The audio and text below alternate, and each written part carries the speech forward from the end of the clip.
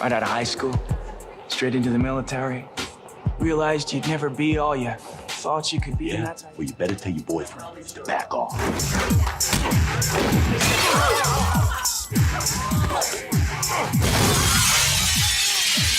By the time you go to sleep tonight, I'm gonna own this building. In a conflict zone in Iraq, a group of al-Qaeda militants has captured several American soldiers. From a distance, a Marine named John Triton watches the situation unfold. His superiors order him to wait for backup before taking any action. But when John realizes that the hostages are about to be executed, he makes a critical decision. Ignoring orders, he storms into the room and swiftly eliminates the entire enemy group, rescuing the captured soldiers just in time. The following day, John is summoned by his colonel. Instead of praise, he is handed a letter of resignation for disobeying direct orders. John tries to explain that he acted to save lives, but the colonel cuts him off. He thanks John for his service, calls him one of the best Marines he's ever known, and sends him home. One of the best. Remember that. Broken and devastated, John returns to California. His wife Kate is overwhelmed with joy to see him alive after such a long and dangerous deployment. They reunite and spend intimate time together, but despite Kate's happiness, John struggles internally. Civilian life feels empty and unfamiliar, trying to stay busy. I know it's not going to be easy for you, John. We'll figure it out together. John takes a job as a security guard at a large corporation. The work quickly becomes monotonous. His coworker Joe spends his shifts reading magazines and joking around. Joe claims that hard work leads to promotion, but John soon learns that Joe has been stuck in the same position for 9 years. One day, they receive a call about a man causing a disturbance on the 12th floor, screaming at his ex-girlfriend.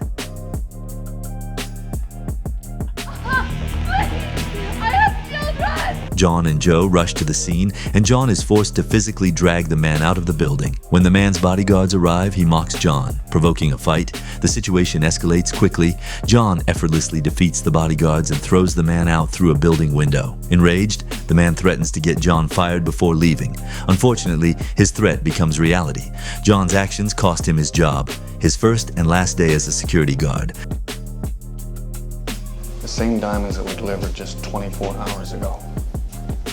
What are the odds of that? Later, John and Joe sit down to talk. John admits that the military was his entire life and that he doesn't know how to function in ordinary jobs. Joe tries to comfort him, reminding him that change is the only constant in life and that spending time with family might be what truly matters now. Meanwhile, a criminal mastermind named Rome is preparing a jewelry store robbery with his crew. How long you been working here? 9 years. How come you're not in management? Morgan, Viscera, Bennett, and Angela. Rome enters the store pretending to browse diamonds before suddenly pulling out his weapon and forcing everyone to the ground. To create a distraction, Rome takes Angela hostage and threatens to kill her unless the shop owner opens the vault. Once the door is opened, Rome hands Angela a gun, revealing that she was part of the plan all along. The crew grabs the diamonds and escapes. When you clock in, you're fired! When the store owner recognizes Rome and calls out his name, Rome immediately shoots him. As police arrive, Rome opens fire with a machine gun while Morgan destroys the patrol car. The criminals blow up the vehicle and escape. Later, investigators suspect that one of the store employees may have been involved. Back home, Joe drops John off. John asks him to keep everything that happened at work a secret, and Joe agrees. When John enters the house, Kate asks about his day. He lies and tells her everything went fine. It's changing, but you gotta learn to change with it. Moments later, a news report airs on television showing footage of the violent incident involving a security guard. Kate instantly realizes it was John. Seeing how deeply he's struggling, Kate suggests they take a trip to clear their minds and reconnect. John hesitates but eventually agrees. The next day, Morgan picks up a vehicle from a repair shop. Despite being advised to take a minivan, he secretly drives away in a brand new Cadillac. Elsewhere, John and Kate begin their road trip to the mountains. After driving for hours, they stop at a gas station to buy snacks. Coincidentally, it's the same gas station where Rome and his crew also stop.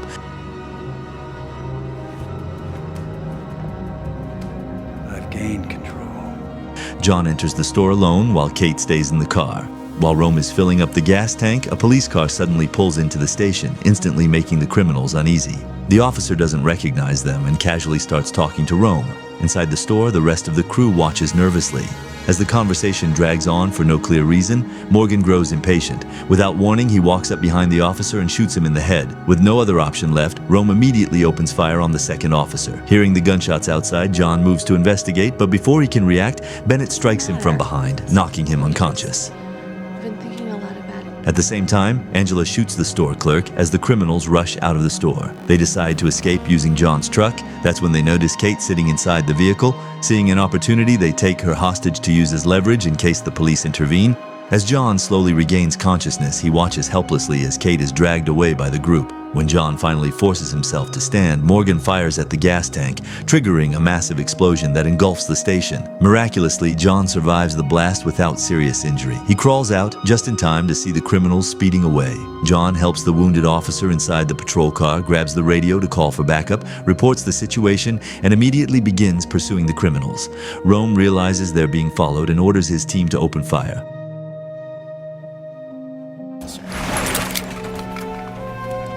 Bullets rain down on John, but his military training keeps him focused. Rome tries to force him off the road, but John refuses to back down and stays right on their trail. During the chase, John rams their vehicle, forcing Rome to veer off the road and crash into the woods. Eventually, Rome drives toward the edge of a cliff. The criminals open fire once more, forcing John's car off the edge. The vehicle flies through the air as bullets tear into it,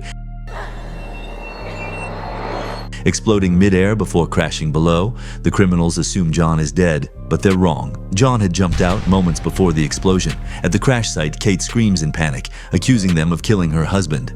Her reaction pushes Angela over the edge. In a burst of rage, Angela points a gun at Kate, but Rome stops her, reminding her that Kate is their insurance policy. 4 men, 1 woman, headed southbound on I-95 in a black Navigator. When Morgan and Viscera start fighting, Rome snaps and orders them to stop arguing and focus on escaping. Since their vehicle is destroyed, they decide to move through the swamp to avoid being caught. As Kate continues insulting Angela, Angela loses patience and knocks her unconscious. At the same time, Detective Van Buren arrives at the gas station and hears John's radio call. He is soon informed about the cliff accident and rushes to the location. As he arrives, John suddenly emerges, alive. He tells Van Buren that his wife has been kidnapped. The detective warns John that the situation is now under police control and refuses to let him continue, emphasizing how dangerous the criminals are. But John refuses to give up. Realizing John won't stop, Van Buren finally tells him to hurry if he wants any chance of saving his wife. Without hesitation, John disappears into the woods. Elsewhere, Rome and his crew struggle through the swamp, with Kate fighting back against her captors. Angela slaps her again, while Bennett restrains her tightly. Frustrated and exhausted, Morgan argues with Viscera, blaming him for their situation. The argument escalates quickly. Why'd you do that? Now Morgan's got to carry it. Without warning, Rome turns and shoots Viscera dead. The group is stunned, but they keep moving. John continues tracking them through the forest and reaches the spot where Viscera was killed. He finds no body, only signs that it has been dragged away and eaten by alligators. Shortly after, Rome receives a call from his boss, furious about the chaos they've caused. Rome insists they'll keep the diamonds, claiming they did all the hard work. His boss warns him there will be consequences. The call ends abruptly when the sound of a helicopter approaches. Rome orders everyone to move faster as they flee deeper into the woods. Let's see what these guys can do. You better hurry. Morgan starts complaining again about how dangerous the swamp is. Rome snaps and tells him to shut up. He then turns to Kate and asks for her opinion. She coldly insults him, calling him psychotic.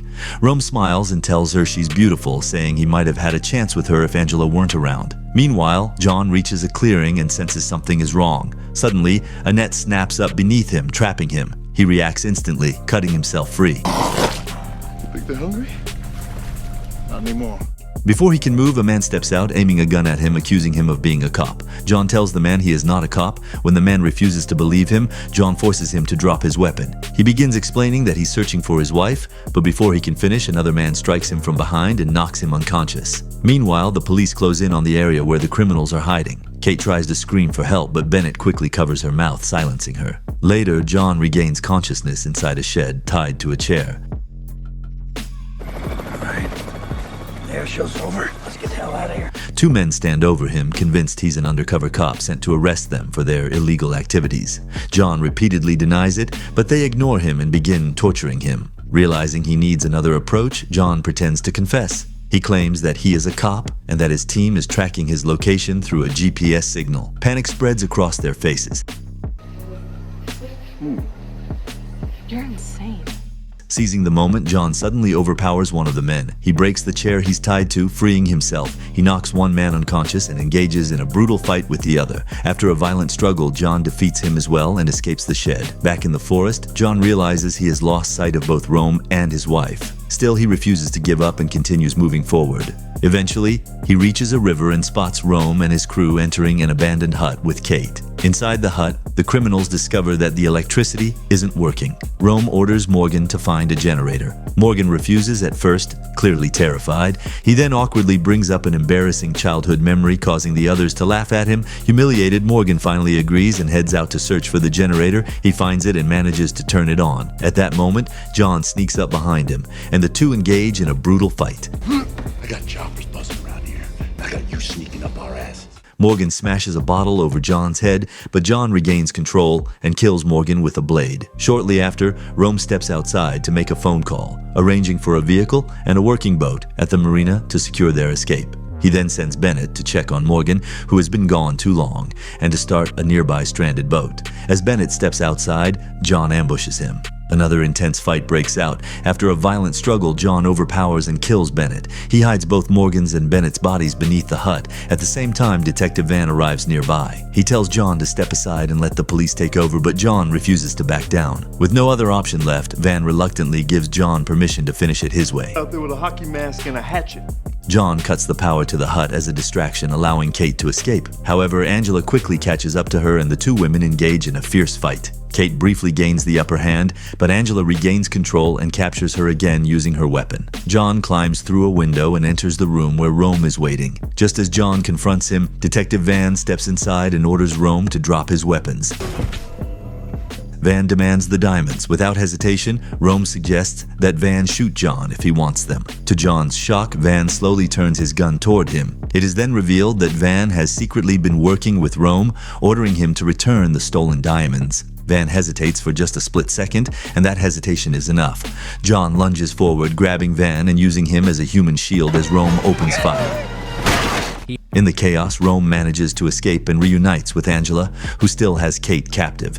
To cover their escape, Rome fires at a nearby fuel tank. The entire shack explodes. John barely escapes by diving through a window and plunging into the river below. As John surfaces, a Coast Guard officer attempts to arrest him. John overpowers the officer, takes his gun and boat, and speeds off in pursuit of the criminals.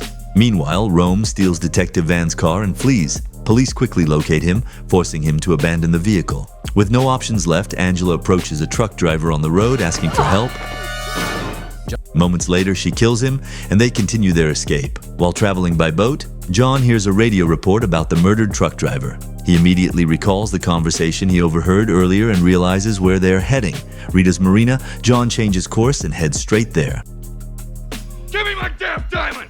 Whoa! Calm down, VP. When he arrives, he spots Rome driving the stolen truck.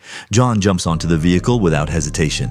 He grabs Angela by the neck and throws her through the windshield, killing her instantly. The stolen diamonds scatter across the ground. Desperate to shake John off, Rome drives the truck into a row of shacks.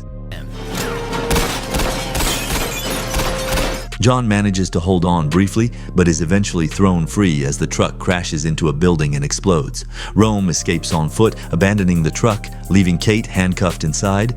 John, relentless in his pursuit, sprints after the truck as it crashes through a building and plunges into the river. He follows the trail until he finally confronts Rome inside a burning warehouse.